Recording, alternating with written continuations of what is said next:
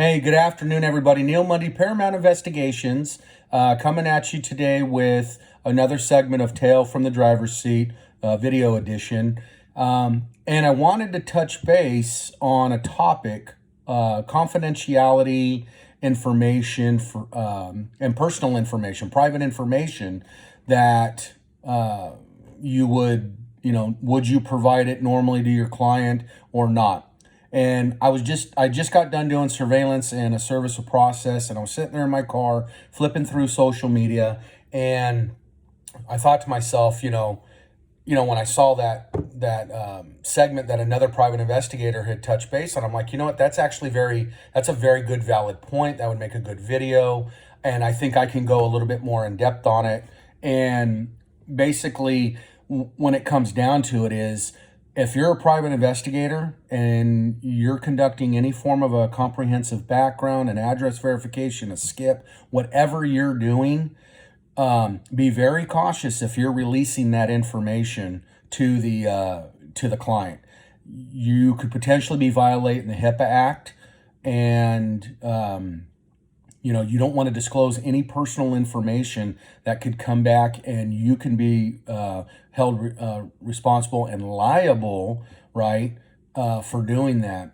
And we see it from time to time. It'll pop up, investigators that have done this. It went in as far as a few years ago, or actually several years ago, where a private investigator that was conducting an infidelity case, and the client hired the private investigator. The subject, or the husband in this case, was committing adultery. The client, or the investigator, disclosed where the husband was, and ultimately ended up at the investigation site, and ultimately killed her husband by running him over when he exited the hotel.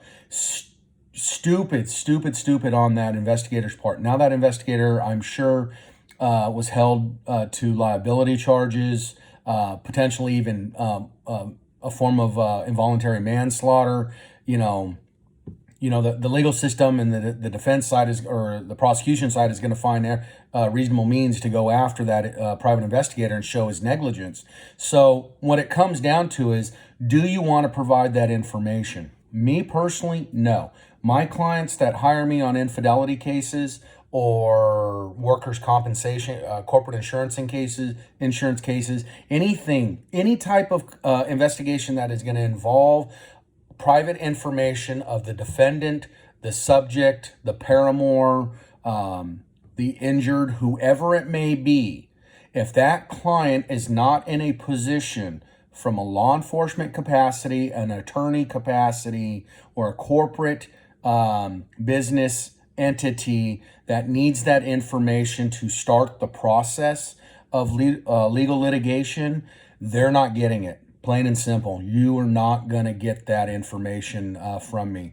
And I tell that to inquiring minds when they call and they want, oh, hey, well, will you be able to get me the information on who that person is and where they live? Can you give me their driver's license? Can you run their plate? I want to know who they are. Yes, I can do all that, but you're not going to get that information.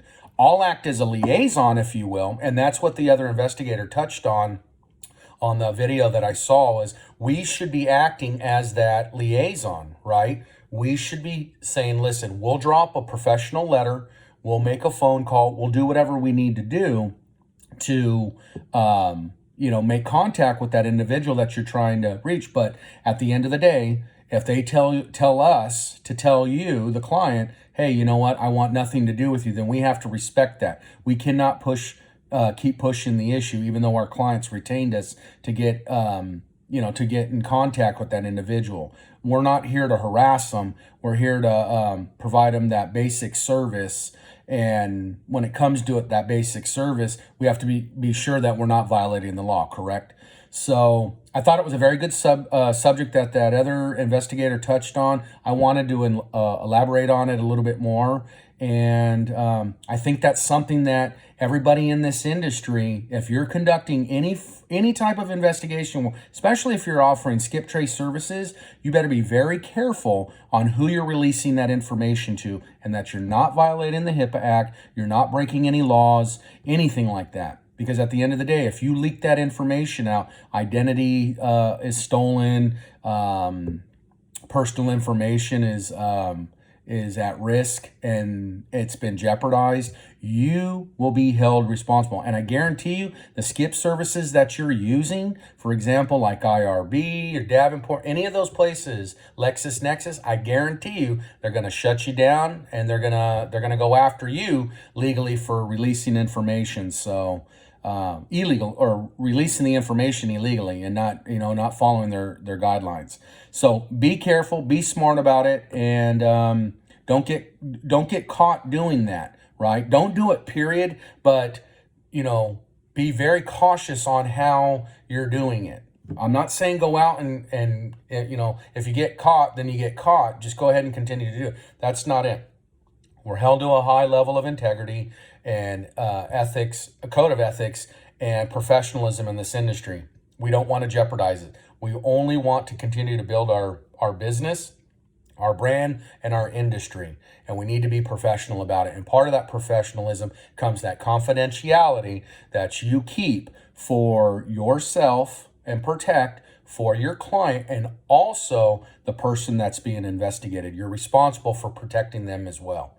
As much as your client might dislike, hate, wants to go after them legally, whatever it may be, you still have to protect their interests. Okay, so that's it for today. You know how to find me, nmundy at txparamount.com.